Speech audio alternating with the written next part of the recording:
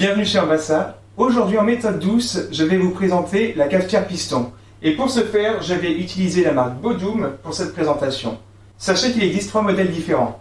La plus grande, 1 litre pour 8 personnes.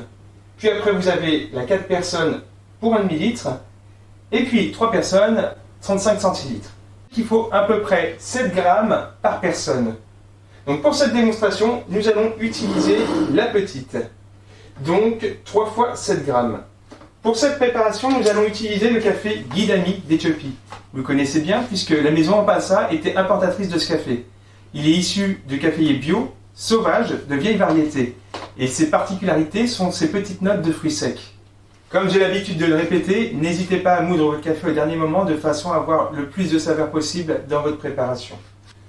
Pour une cafetière piston, n'hésitez pas à avoir une mouture relativement grossière de façon à ce qu'il y ait peu de résidus, peu de marc de café dans vos tasses. Voilà, là je mets une cuillère, c'est environ 7 grammes.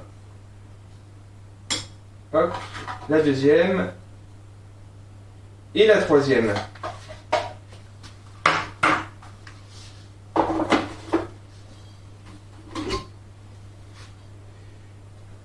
On arrose notre café.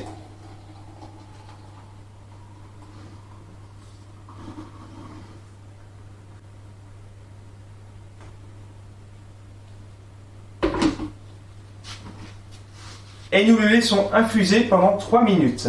N'oubliez pas que la cafetière piston, c'est l'une des préparations où on va extraire le plus de caféine. Le temps de concentration entre le café et l'eau est très important, donc la molécule a le temps vraiment de s'extraire de la graine broyée et de se diffuser dans l'eau. Donc c'est un café qui va être plutôt riche, qui va vous donner la pêche, mais qui aura une puissance relativement légère par rapport à un espresso. Cependant, par rapport aux autres méthodes douces, ça va être l'une des méthodes qui aura le plus de corps. Voilà, les 3 minutes vont s'écouler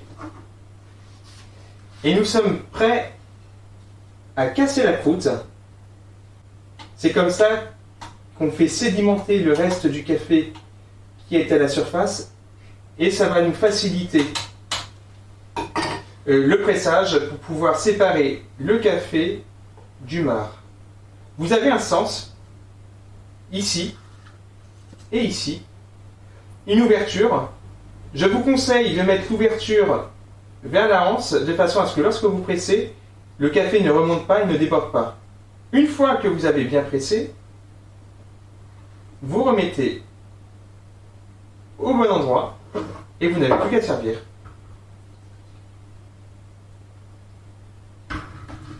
C'est vraiment un café très adapté pour le matin.